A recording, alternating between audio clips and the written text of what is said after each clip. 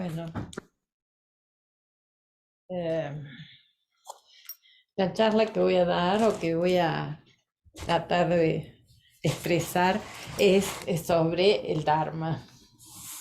Eh, bueno, cuando Roshi me pidió que hablara sobre el Dharma, eh, eh, yo pensé, bueno, los tres pilares principales del budismo es Buda, Dharma y Sangha. Y pregunté, me hice la pregunta, ¿no? ¿Por qué el Dharma está en el centro? No es primero Dharma y después Buda y después Sangha, o por qué este, el Dharma está en el centro. O sea, me pregunté por qué Dharma está en el centro.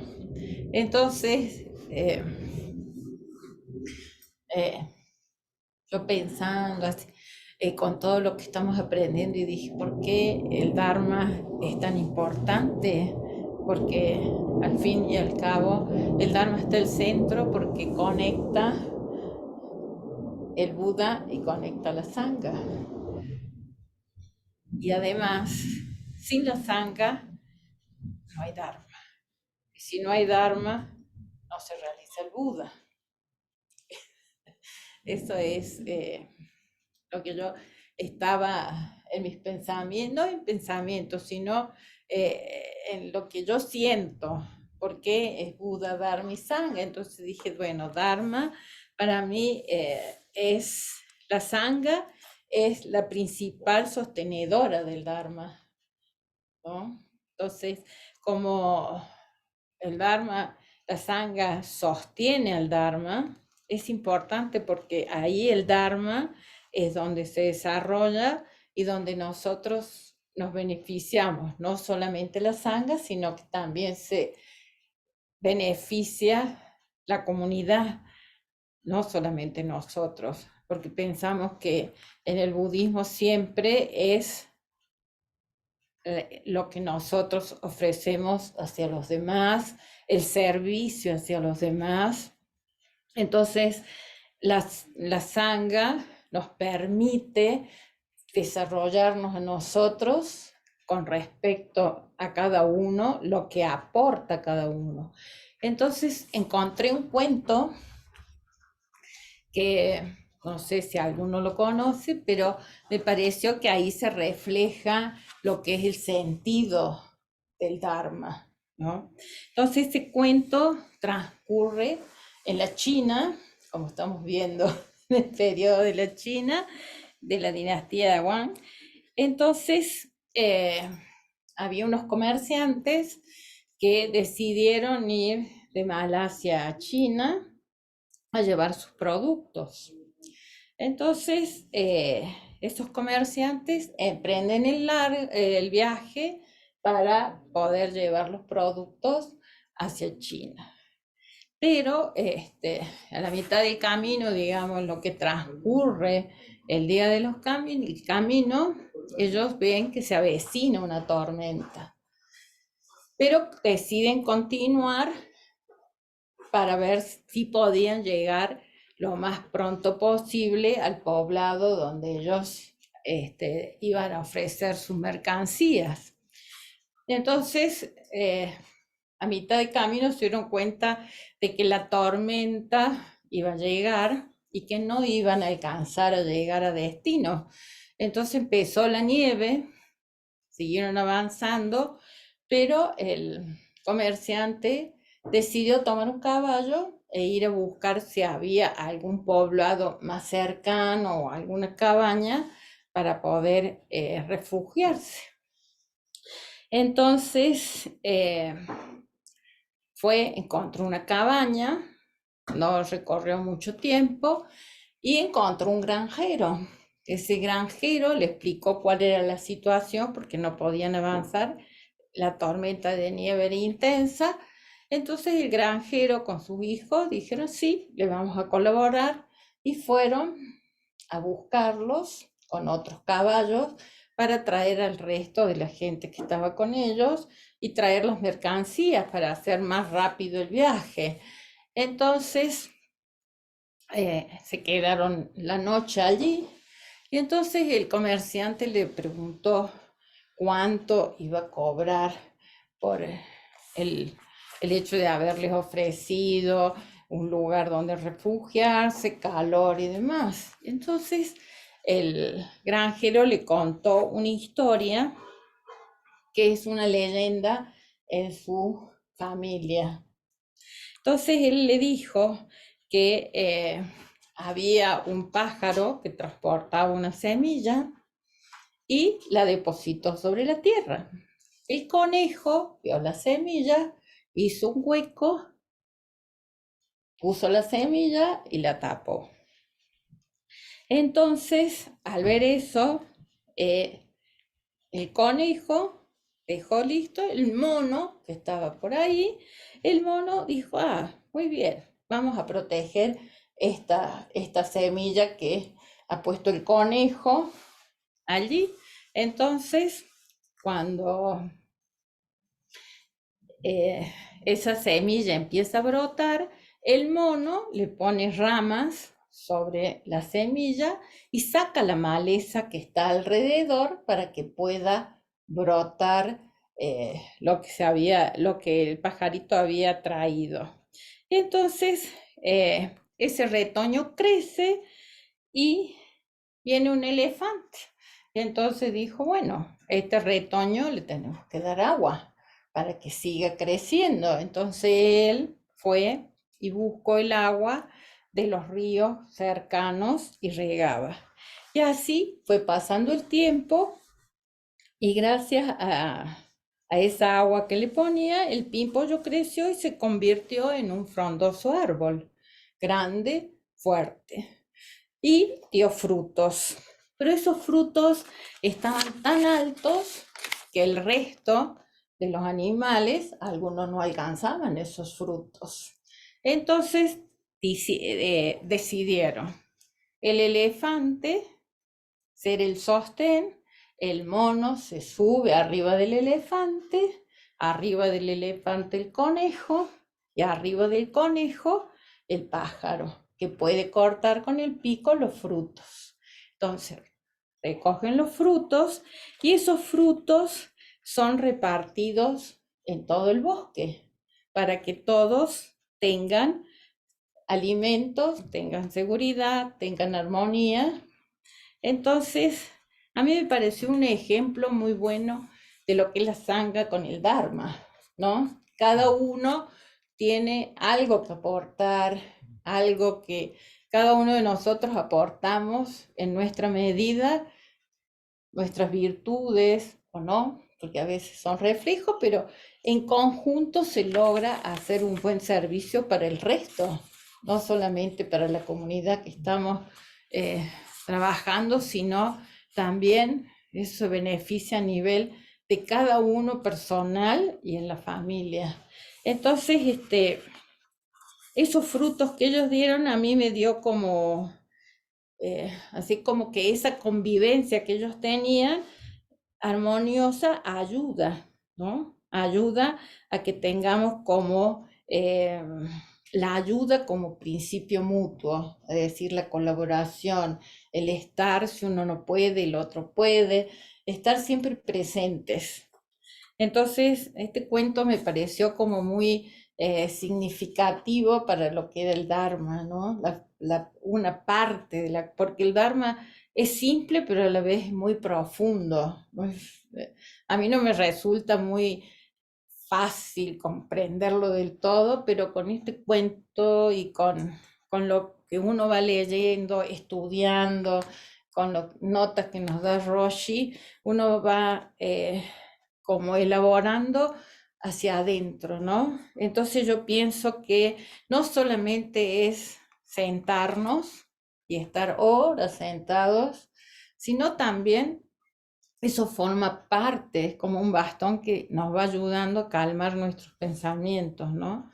Y tratar de que esos pensamientos, como una ola, ¿no? Que no se desborde, digamos, toca la roca y vuelve, sin quedarnos aferrados en malos pensamientos, me fue mal, qué hice, qué contesto, qué hago. Es decir, todo ese murmullo, tratar de calmarlo y no desbordarnos como un río que cuando se desborda tiene un montón de senderos, no sigue un sendero único.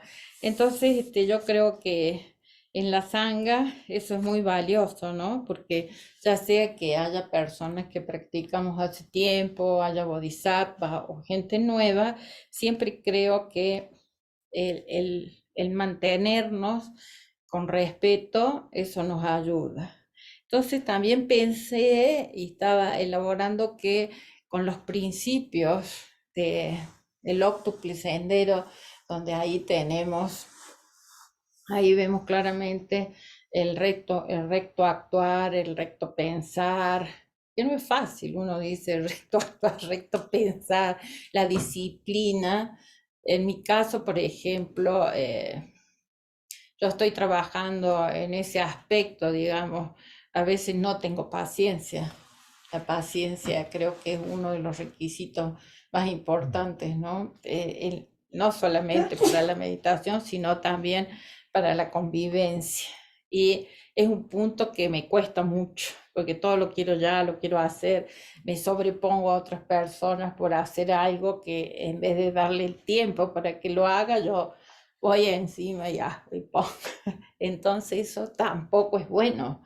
O sea, es dejar que cada uno su tiempo lo haga, lo realice de la mejor forma posible, no como yo quiero, como yo pienso. Eso no es. El Dharma no es eso, no es lo que yo pienso. El Dharma incluye todo, como leímos esta mañana, ¿no? El Dharma no tiene diferencias. Esto es bueno, esto es malo. El Dharma es único. El Dharma, a mí se me ocurrió una cosa que a lo mejor, no sé si es irrespetuosa, pero el Dharma no tiene pasaporte, no tiene la tarjetita de COVID, no necesita un color de piel, no necesita una raza. El Dharma está en todos. Entonces el Dharma fluye en el continente este, el otro, el Dharma es uno. Entonces no necesita esos requisitos para existir el Dharma existe por sí solo. Entonces nosotros tenemos que aprender de ese Dharma. Y cómo aprendemos, yo digo, mi forma es estar atenta, ¿no? Con la mente, con el pensamiento, con la palabra, porque es ahí donde más errores cometemos, ¿no? En mi caso también la palabra es a veces muy aguda y, y no es de la forma más adecuada. El otro día yo llegaba al dojo después de tiempo y me encuentro con una persona, hace una presentación y tal cosa, y yo hago una observación, pero sin pensar, sin atención. Y después me arrepentí de haber dicho lo que dije porque esa persona estaba sensible, tenía cierto dolor, que yo no lo vi, me pareció una broma, pero para esa persona lo que para mí es broma, para la otra persona no lo es. Entonces no estaba percibiendo eh, eh, ese dolor que ella tenía y mi comentario estuvo de más. Entonces es ahí donde tenemos que trabajarnos con la atención de lo que decimos, de lo que pensamos y de lo que realizamos. Si nos damos cuenta, no vamos a corregir, porque yo con la palabra lo que dije, ya lo dije, ya tiré la flecha y digamos, eso ya actuó. Pero sí darnos cuentas y arrepentirnos de corazón y pedir, seguir analizando, o sea, no analizando, pero sí darnos cuenta de que a veces actuamos de forma automática sin pensar en que hay un ser al frente nuestro que es sensible, que siente, que tiene sus emociones, que tiene sus problemas, porque a veces nos quedamos, los problemas son míos y los demás no existen, ¿no? Entonces nadie sabe el problema que tiene la otra persona. Entonces yo creo que es importante que nosotros veamos eso porque todos estamos interconectados, todos somos interdependientes de otros, o sea, solamente vemos, estamos conectados con aquello que vemos, pero con lo que no vemos también. Entonces, lo que lanzamos también lo pueden percibir seres que son sintientes y esos seres también son afectados, ¿no? Entonces hay que tener mucho cuidado en cómo estamos relacionándonos con las otras personas. Entonces, yo creo que eh, por eso analizaba por qué el Dharma está en el centro de los tres tesoros. Entonces creo que sin el Dharma no se construye una sangha y sin el Dharma tampoco llegamos a ser Budas, ¿no?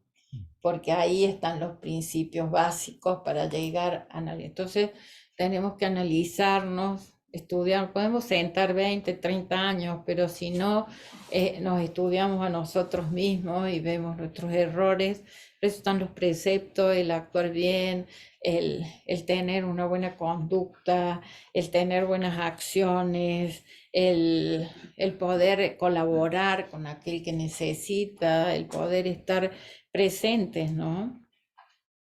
Y entonces tenemos que, cuando meditamos, tratar de sacar lo mejor de nosotros, no quedándonos con el pensamiento que me hizo, que dejé de hacer, ahora cómo le contesto, qué le digo. Entonces tratar de parar y sí aprovechar la meditación. La meditación es una buena conducta también para que nos permita realizar el Dharma, pero tenemos que estar presentes y ver cada cosa, ¿no? Por ejemplo, la distracción, yo a veces me distraigo porque me dijeron algo, no sé qué cosa de, digamos, del altar y me olvido tocar el segundo clac porque estoy pensando en lo que me dijeron del altar y no estoy atendiendo el presente, ¿no? Entonces me he quedado con una y entonces tratemos de que eso no suceda. Entonces, si inmediatamente lo reconocemos, yo creo que nos produce cambios.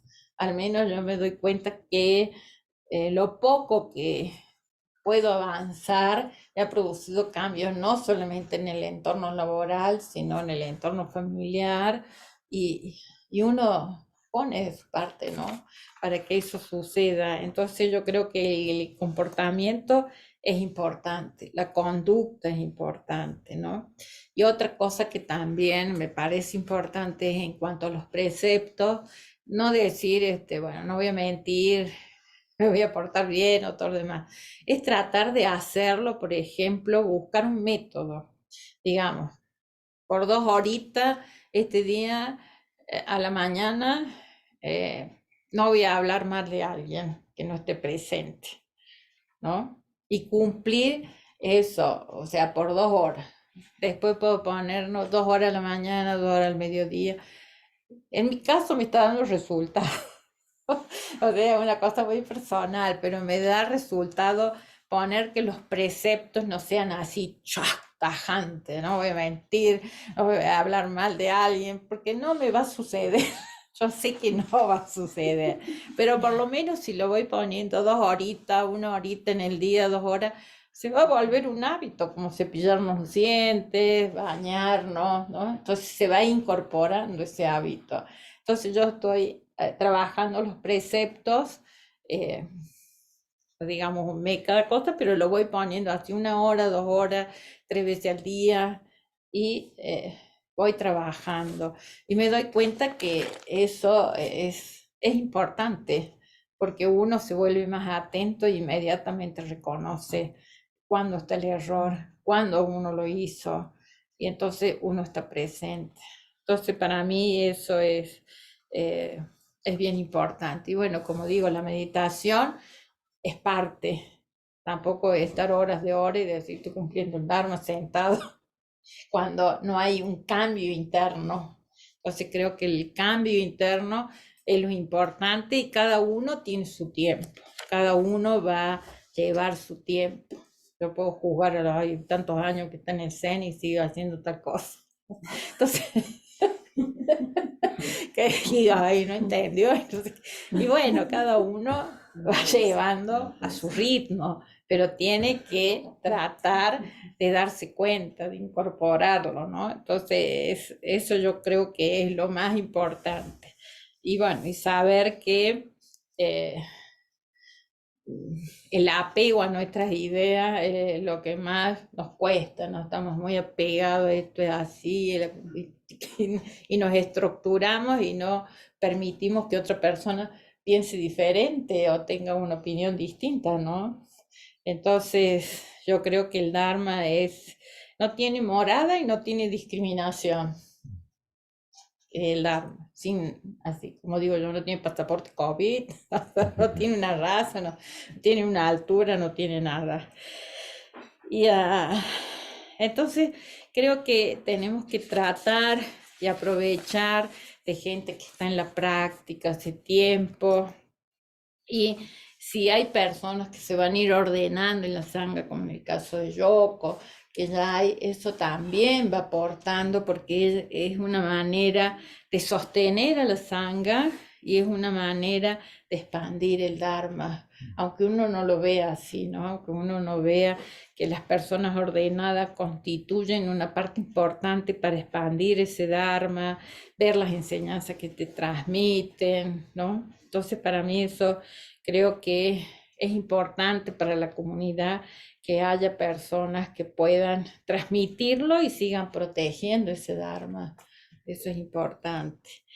Y yo encontré un poema de Gunen que estudiamos hace tiempo, que es el sexto patriarca de la China, que era un patriarca Zen, cuando en China se llama Chan.